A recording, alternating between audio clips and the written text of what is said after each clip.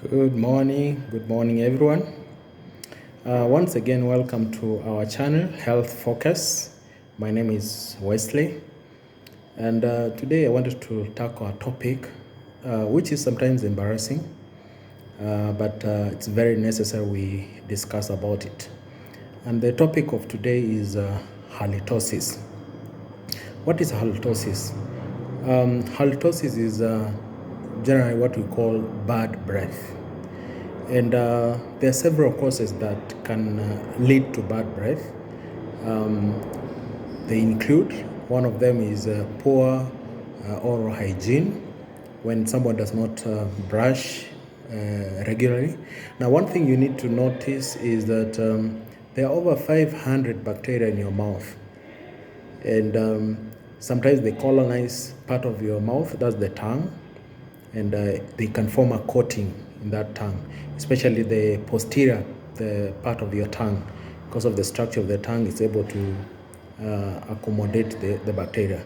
So that's why we're advised to brush and actually scrub your tongue. I'm sure when you do the brushing in the morning or evening, sometimes we forget about the tongue, we don't do it. So that's one thing that you need to take note. Now, the other thing that can cause that bad breath or halitosis is respiratory tract infections, like the upper respiratory tract infection, and mostly like sinusitis, which is an infection of the sinuses, like the bones that hold your nose, and they are not just a solid bone, there are spaces in between. So those spaces are what we call the sinuses. So when you have that infection of the sinuses, then you're likely to have bad breath. And you will see that one with the heavy mucus when there's an infection. Now, the other thing, also tonsillitis can cause that one. I'm sure you must have experienced tonsillitis, that's inflammation of the tonsils. And when you hold, below your neck, you feel some swelling. And one thing that you need to differentiate here between tonsillitis and there's what we call tonsillar stones.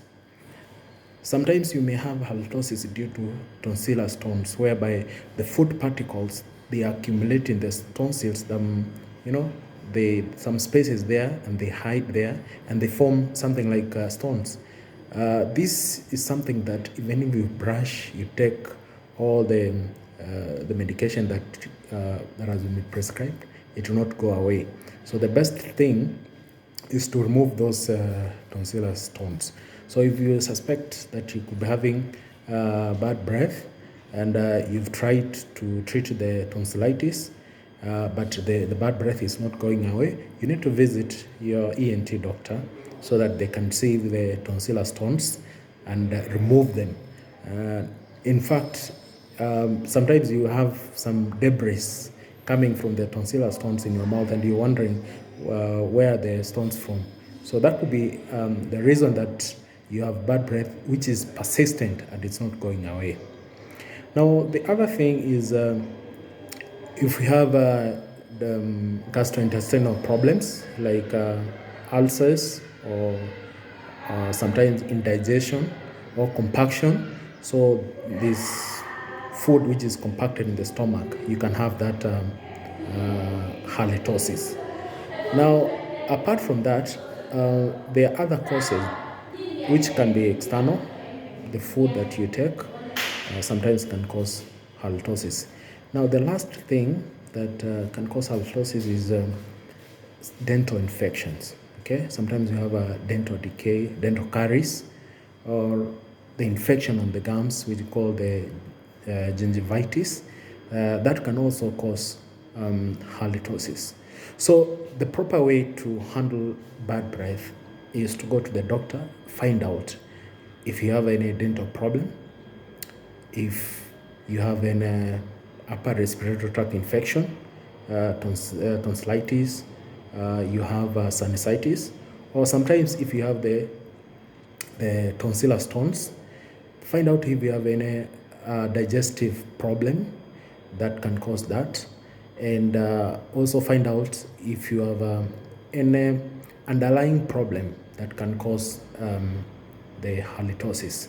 Now, one point I should have mentioned is sometimes you can have halitosis if you are under medication. Some drugs cause drying of the mouth, like some antihypertensives and some anti-diabetic. So if you are hypertensive and sometimes we have diabetes, you're likely to have halitosis because of the medication you are taking in. So in the next clip, I'll mention the remedies that you need to take to avoid halitosis or the bad breath and live a healthy life. I wish you all the best and thank you.